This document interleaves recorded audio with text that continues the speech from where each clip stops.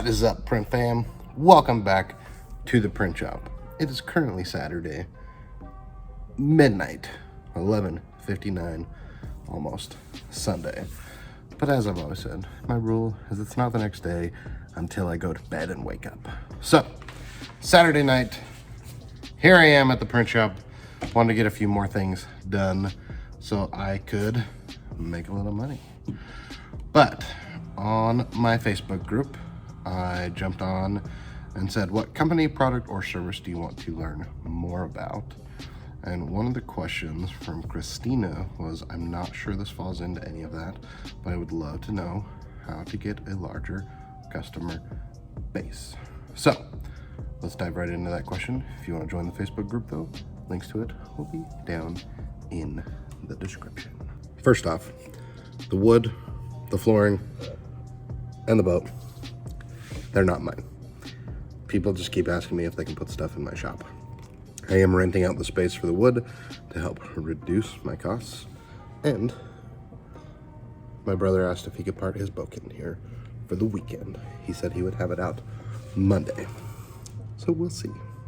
Anyway, expanding your customer base. There's a few ways to do it. Now, one of the ways that I have grown is with BNI, which is Business Networking International, I believe. There are chapters all over the world, so not just in the US, it is everywhere. It is a place where one business owner for each category can be a part of this group. You meet on a weekly basis and you help each other, refer people to each other so that you can grow your business. So that is one way that I have grown. I am the promotional products person in my group, and the reason I did that was because if I was the printer of their group, then they would allow a promotional products person in. And the same thing is true, being the promotional products person, they could allow a printer in the group, but it is unlikely that just a printer, pun intended, would want to be in the group, because most people that do printing do signs, promotional products, things like that. So I joined as the promotional products person in hopes that a printer doesn't join my chapter, so that I can just kind of all-encompassing do it. But BNI is a great way to do it. Chamber of Commerce, those type of networking events where you can get to know other business owners. So that is suggestion number one, is join a networking group with the intent of getting to know other people so that you can know, like, and trust them, refer people to them, and they can refer people to you. Caveat to that, most of the business that I've done for BNI is directly for BNI members. The downside to that is if you leave BNI, you'll no longer have that business. It's probably a fault of my own not getting more referrals for the BNI members' contacts. So it's something that I need to work on, but still being a part of it has been worth it. Another way that you can grow your business or your customer base, Facebook, Instagram, social media. Specifically for me, what has been really helpful is Facebook. Here in Utah, there is a group that is just business owners. So it's kind of like an online version of BNI, but it's a Facebook group where business owners get on and ask for referrals or tell what they do to see if other people need their business. That's one thing that I did to kind of grow the sticker side of things, to get the large format printer, my HP Latex, kind of running more, because I'd post on there and I would do a sale. I would do, I think it was 100 2-inch stickers for 25 bucks is what I was doing, and a lot of people liked it. Did I make a ton of money? No, but it kind of got my name out there. At this point, there's still one person from that initial batch that orders stickers from me, and they've ordered, well, I should say just stickers. They ordered a few other things as well, but they keep reordering stickers. They did a batch of 400 like 2-3 weeks ago. They just barely did a batch of 200 that I mailed off this week. So find groups online like that, or post your service or offering into like the marketplace or local classifieds. So as far as I know, and I don't see why it would be different, like we have classifieds for my county. We have a classified that's my county and the surrounding counties. We have a classified that's my city. We have a classified that's my city and the next city, and we have a classified. So like join all the classified groups, list your stuff, but like join those groups, Facebook groups. Now let's just talk about social media. Post pictures of your stuff. If you have that was horrible. If you ask my children what their dad does, I make stickers. That's what they say. What does your dad do? He makes stickers. I do way more than just make stickers. But they know and tell people. My daughter, she used to be in this dance class, and she told her teacher that her dad prints shirts. And I got a shirt order out of it because my daughter opened her mouth. But by posting pictures of what you do on social media, it makes people see and know and understand, so that hopefully when they need that service or that thing, they'll think of you. But also if they see that thing, it might recall them to, oh, that's really cool, I want that, and they might buy it. So it's the same thing. Like if you post stickers, anyone needs stickers, they might buy it. Or you post stickers about a wedding and they might, oh, I have a wedding coming up, or I know someone getting married. Posting on social media, specifically pictures and or videos, is super helpful. Highly suggested. It's part of the reason why the office that's being built out here at the shop is going to be a showroom, because when customers come to pick up things, I want them to be able to see the showroom to get ideas, pictures, videos, post them.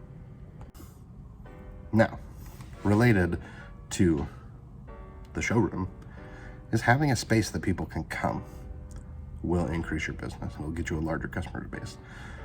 As an example, the AC in this building wasn't working very well, and I have, I don't know if you can see right there, a pile of shirts. They were just spread out all over. The contractor came in to fix the AC, asked some questions, and he said, oh, do you do shirts? Because my name is on the building, so they know that I'm a print shop. He came in, he saw that there were shirts here, asked me if I do shirts. I said yes. So now he's ordering some, I think he's gonna do screen printing. He might do embroidery or some of both, but he's ordering shirts from me. He also then said, oh, do you do hats? I sure do.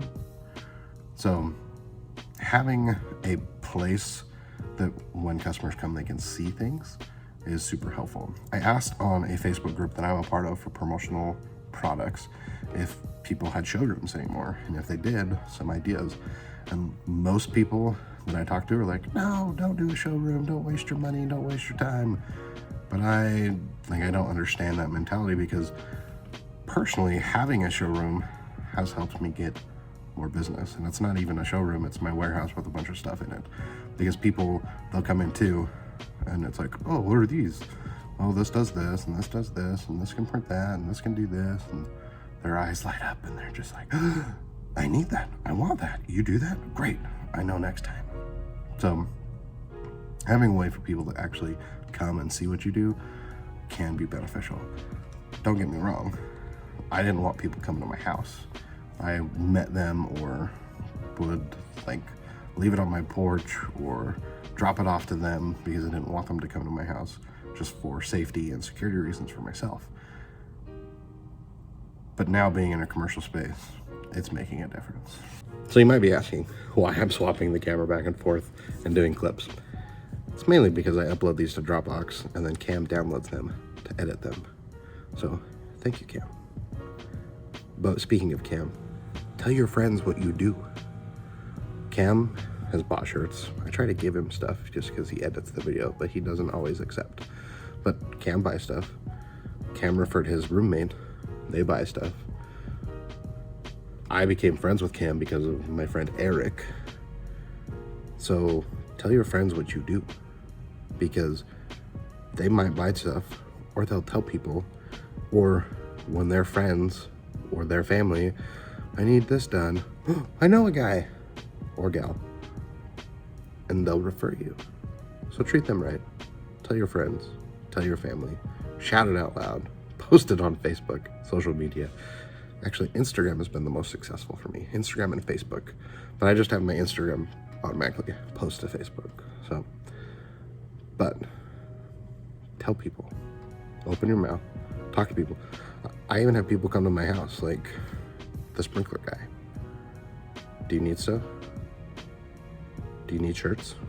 Do you want to do trade? Do you want to help each other? Oh, what do you do? I do this. It's highly effective. Tell people. So these are some ways that I grow my customer base. But I use Pipedrive to manage the sales process, to keep track of things, to set goals, just to have a visual, because to me, I'm very visual. I like to see it, understand it, and to know where I'm at. And Pipedrive allows me to do that. So I have pulled up my kind of dashboard in Pipedrive that shows I have a customer value. So it takes the customer, it has the top customers, and then splits out how much money they've sold. So I can see, I also do it by product. So I can see promotional product has been my number one seller this year by $13,000. So my number one customer this year, who is surprisingly, like, they've spent a lot of money. They're an insurance store, so they're an insurance broker. And I got that job because my neighbor's sister is the owner. Her and her husband run the business together. The sister wanted a sticker for the front door of a new office that they were opening. So I made the sticker for the front door, and I had extra room, and so I made little tiny stickers about this big, 25, 30, 40 of them, and gave them to her and said, here's the sticker that you ordered. It was like 30 bucks or something. And then I had extra room, here's some stickers. That was last year. That was like October, November of last year. They are my number one customer this year. Number one.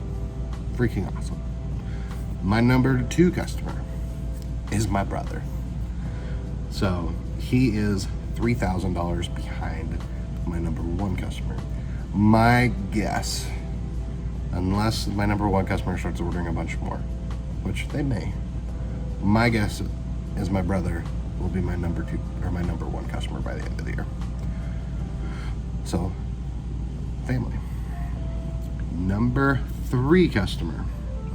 They are about $5,000 behind my brother currently. I got them because I worked with a guy, and his wife is like the CFO or COO or CEO or president. She's a C level person. They have like 1,000 employees, so they're what I would consider a big business.